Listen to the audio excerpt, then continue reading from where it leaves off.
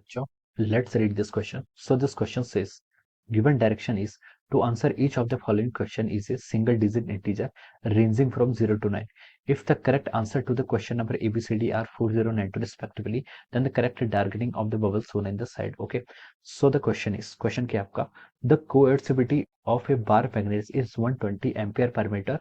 It is to be demagnetized by placing it inside a solenoid of length 120 centimeter and the number of turns 72. The current in ampere flowing through the solenoid is okay. हमें जो solenoid से current flow कर रही है वो बताना है okay. तो देखिए बच्चों, इस क्वेश्चन का की कॉन्सेप्ट आप क्या लिख सकते हैं?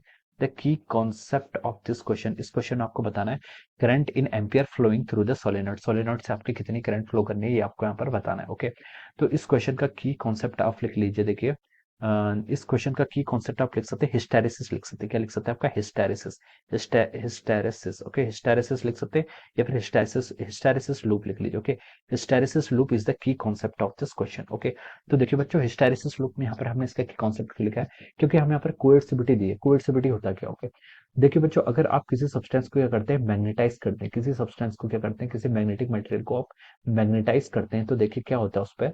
देखिए अगर हम यहाँ पर intensity of magnetization, this is Y axis के अलावा आपका इंटेंसिटी ऑफ मैग्नेटाइजेशन है और एक्स एक्सिस के अलावा क्या आपका मैग्नेटिक फील्ड इंटेंसिटी ओके. तो देखिए यहाँ पर अगर आपका इसका कर्व अगर आप प्लॉट करेंगे तो यहाँ पर जो आपको कर्व मिलता है इसका ओके. तो देखिए ये आपका इस तरीके से इसका जो कर्व होता है, इसका नेचर ऑफ द कर्व आपका इस तरीके से होता है ओके. और ये आपका देखिए इस तरीके से इसका ग्राफ आपका बनता है ओके. फिर यहाँ से फिर आप इसको डीमैग्नेटाइज करना शुरू करेंगे, ये आपका graph will look something like this okay. देखिए ये आपका ओ क्या इनिशियल पॉइंट है ओके. तो देखिए वाई एक्सिस के अलोंग तो आपकी रिटेंटिविटी होती है और एक्स एक्सिस के अलोंग यानी कि जो एच के अलोंग है इसे हम क्या बोलते हैं? आपका कोएर्सिविटी बोलते हैं. क्या बोलते हैं? कोएर्सिविटी. कोएर्सिविटी होता क्या है? आप देखिए जब आप क्या करते हैं, मैग्नेटिक फील्ड को जीरो कर देते हैं, उसके बावजूद भी इस पर इंटेंसिटी ऑफ मैग्नेटाइजेशन रह जाता है ओके, रिटेंटिविटी के कारण. तो उस इंटेंसिटी ऑफ मैग्नेटाइजेशन को जीरो करने पर जो आपकी एच की वैल्यू होती है, जितना आप क्या होता है आपका मैग्नेटिक इंटेंसिटी, आपकी इंटेंसिटी ऑफ मैग्नेटाइजेशन को जीरो करने के लिए आपकी यूज होती है, उसे हम क्या बोलते हैं? आपका कोएर्सिविटी बोलते हैं ओके. मान लीजिए ये पॉइंट ए है और ये पॉइंट ओ है, ये पॉइंट बी है ओके. तो हम बोल सकते हैं कि ओ ए डिस्टेंस जो है दिस इज कॉल्ड कोएर्सिविटी और ओ बी डिस्टेंस को हम क्या बोलते हैं? आपका रिटेंटिविटी बोलते हैं ओके. तो देखिए ओए यानी कि आपकी कोएर्सिविटी, ये आपको क्वेश्चन में कितने गिवन की है? 120 एम्पियर पर मीटर, ये आपको क्वेश्चन में गिवन की हुई है okay. It is demagnetized by placing it inside a solenoid okay. तो किसी बार मैग्नेट को हमने सोलेनोइड के अंदर रख दिया, जिससे हम क्या कर रहे हैं? उसको डीमैग्नेटाइज कर रहे हैं okay. Solenoid of length, solenoid की देखिए हमें लेंथ क्वेश्चन में गिवन है, कितनी गिवन है आपको? 120 सेंटीमीटर गिवन है. And number of turns is 72. Number of turns यानी कि टोटल नंबर ऑफ टर्न्स आपको 72 क्वेश्चन में गिवन है ओके. तो number of turns per unit length को हम क्या लिख सकते हैं? यहाँ पर देखिए 72 डिवाइडेड बाय 1.2 कितना हो जाए आपका? 72 डिवाइडेड बाय 1.2 मीटर. आपका नंबर ऑफ टर्न्स क्या होता है? मीटर में निकालना चाह रहे हैं, किस में निकालना चाहते हैं? आपका मीटर में ओके. तो ये आपका देखिए कितना हो जाएगा आपका 7.2 डिवाइडेड बाय 1.2 करेंगे तो ये आपका हो जाएगा 60. ये कितना हो गया आपका? 60 पर मीटर के इक्वल हो जाएगा ओके. नंबर ऑफ टर्न्स कितने हुए आपके? 60 टर्न्स पर मीटर ओके. तो ये यहाँ पर से आपका नंबर ऑफ टर्न्स आ गया ओके. अब देखिए उसने बोला कि the current flowing through the solenoid okay. तो देखिए बच्चों, सोलेनोइड के अंदर आपका मैग्नेटिक फील्ड क्या होता है? सोलेनोइड के अंदर मैग्नेटिक फील्ड होता है आपका B is equal to mu naught N I. क्या होता है आपका? B is equal to mu naught N I. अगर आपका सोलेनोइड के अंदर क्या आपका फ्री स्पेस है तो उसके अंदर जो परमेबिलिटी होती है वो न्यू नॉट लेंगे और मैग्नेटिक फील्ड कितना हो जाए आपका? B is equal to mu naught N I okay.